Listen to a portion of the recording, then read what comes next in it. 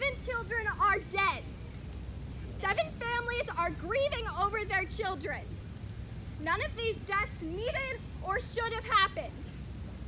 We have advanced medical care in the U.S., and if we had listened to their parents, or if they were given basic medical attention when they needed, we wouldn't be mourning them. Carlos Gregorio Hernandez Vasquez was 16 years old. He loved music. He played the bass and the piano. The nickname his family gave him was Goyato.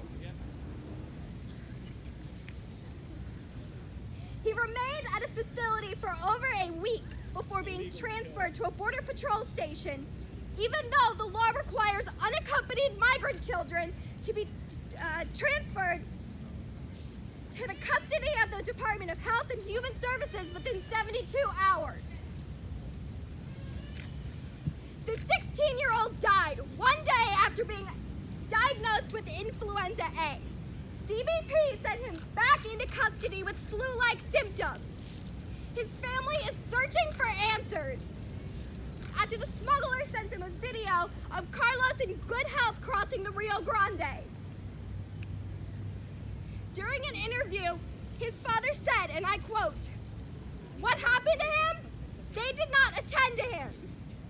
Hernandez said that he hoped to God that the law would help him investigate why his son died because he left safe and sound.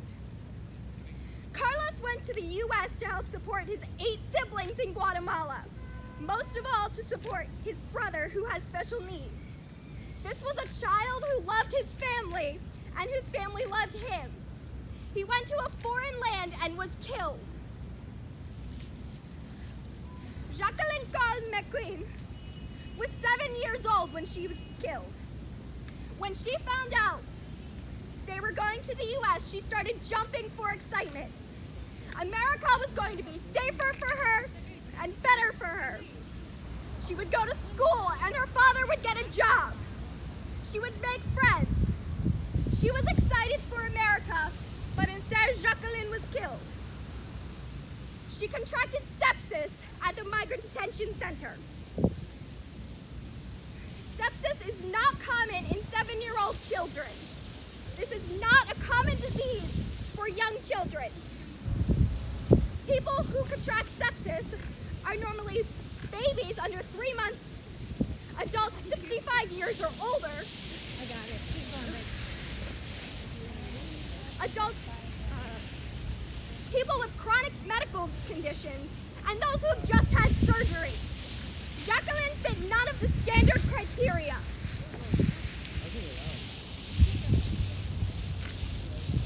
Jacqueline and her father were seeking asylum.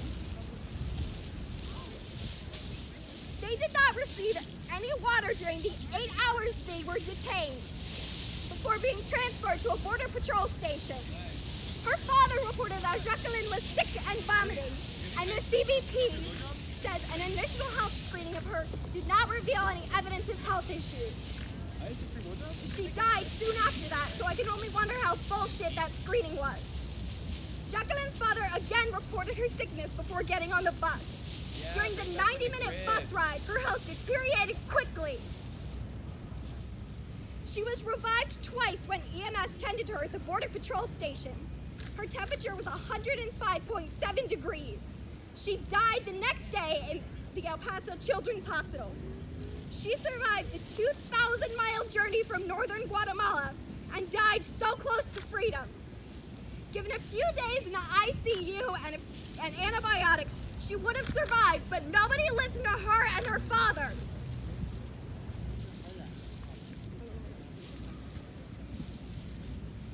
Maria Juarez was 19 months old. Her mother, Yasmin Juarez, intends to pursue litigation against ICE and others responsible for Maria's tragic, excruciating, painful death. I'm going to be reading Yasmin's testimony about what happened to her child. Truth to power.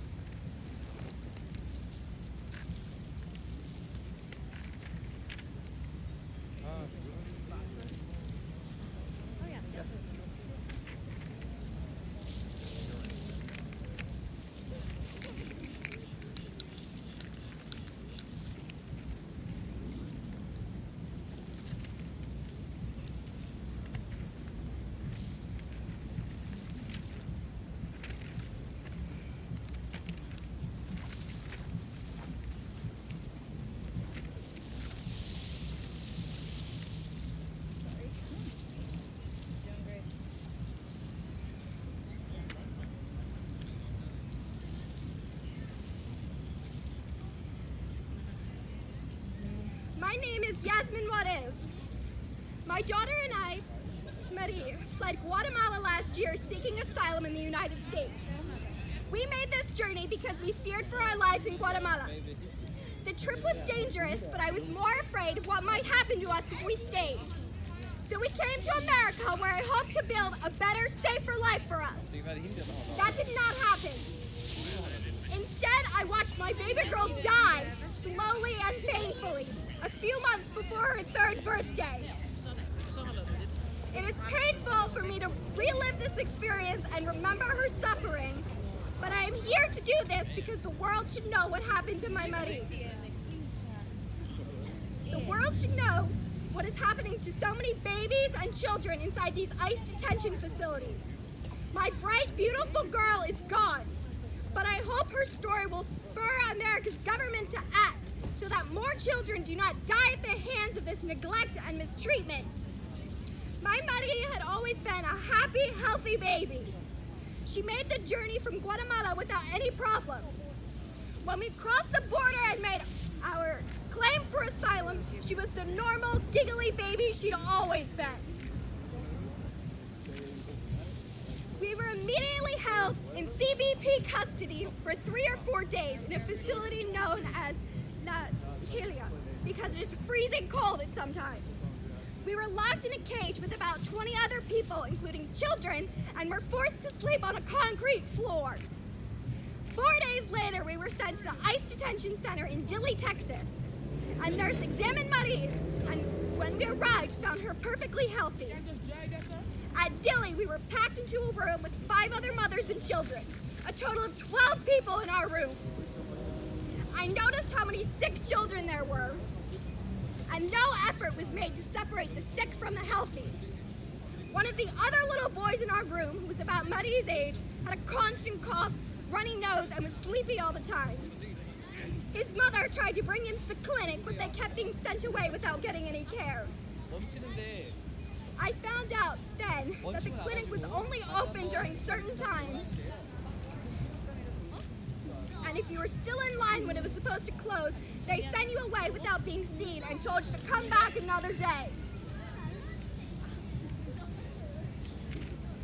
Within a week at Dilley, it started to happen to Marie. She got sick. First, it was coughing and sneezing. I brought her to the clinic where I waited in line with many other people in a large room like a gymnasium to get medical care for her. We were able to get in and see a physician's assistant who examined Marie and said that she had a respiratory infection. She gave her Tylenol, honey for her cough, and told me to follow up in 6 months. But the next day, Marie was worse. She was running a fever of over 104 degrees and began having diarrhea and vomiting as well. She wouldn't eat, and I remember her head just felt so hot. I was terrified, so I brought her back to the clinic and waited in line again. This time, a different physician's assistant told me that she had an ear infection and gave her antibiotics. But I know my baby, and I knew it was something more serious. I begged them to conduct more exams, but they sent us back to our room and said to come back if Marie got worse. I tried to come back multiple times. I waited in line early in the morning where the clinic opened with dozens of other mothers with their sick children.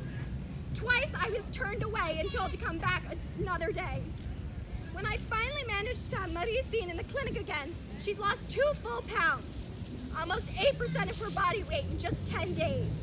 She was still vomiting and coughing constantly, but a third physician's assistant gave her Tylenol and Pedialyte and told me to come back in a week. Marie did not get better. She was still running a fever nearly a week later when I brought her back to the clinic.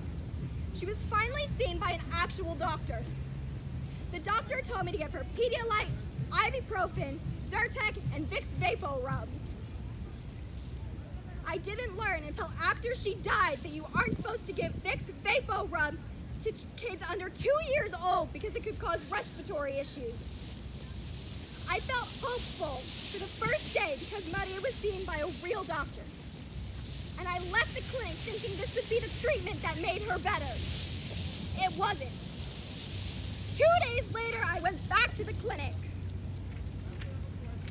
and begged a nurse to examine Mari's lungs because she continued to cough and it had nearly been 2 weeks. The nurse said they would make a referral. My poor baby girl got sicker and sicker over the next couple of days. She was vomiting constantly, running a fever, and wouldn't eat or sleep. Her body was limp and hot. I was becoming more desperate by the day to find something to make her better. I finally received a notice that Marie had an appointment with the doctor at 8 o'clock the next morning. I was so relieved, but that appointment never happened. Instead, at 5 a.m., we were woken up and taken to a gymnasium to be processed for transfer out of detention. We were left there for hours. I couldn't leave to go to the clinic. After several hours, we were taken to the airport to get a flight to New Jersey, where my mom lives. On the day we left from Dilley to fly from Texas to New Jersey, Marie was never seen by any of the medical staff. I found out later that her medical records from Dilley said she had no medical restrictions and was medically clear. I was terrified by the time we landed in New Jersey. Marie was so sick on the flight that other passengers said to me that she needed to see a doctor. My mom and I took Marie to a pediatrician as soon as we could the next morning. And just a few hours later, we took her to the emergency room. She was struggling to breathe and was admitted to the intensive care unit with a viral lung infection. Over the next 6 weeks, she was transferred to another hospital that specialized in treating children with serious medical conditions. I watched as my baby girl suffered horrible pain. She was poked and prodded with all kinds of needles, underwent countless tests, and eventually needed a ventilator to help her breathe. She was attached to so many wires I couldn't even hold her to comfort her when she cried. All the hard work of doctors at 2 different hospitals came too late. My Marie died. When I walked out of the hospital that day, all I had with me was a piece of paper with Marie's handprint in pink paint. The nurses had made it for me the day before as a Mother's Day gift. There are days I just want to give up, thinking about never seeing her again or holding her again. I try to remember the good times, her laugh, how her hugs felt, and I'm grateful to have had my little angel for the short time I did. I wish I had protected her better. I wish I could have given her the safer, better life we came to this country to build. I can't do that now, but I can try to make sure her suffering helps other little girls and boys. It didn't have to be like this. Marie was a healthy baby when she was taken into ICE custody, but 20 days later she left with a life-threatening infection. Small children do not belong in detention, but if ICE's detention centers had just been safe and sanitary, and if they'd given my daughter the proper medical care she needed, Marie might still be here today, preparing to celebrate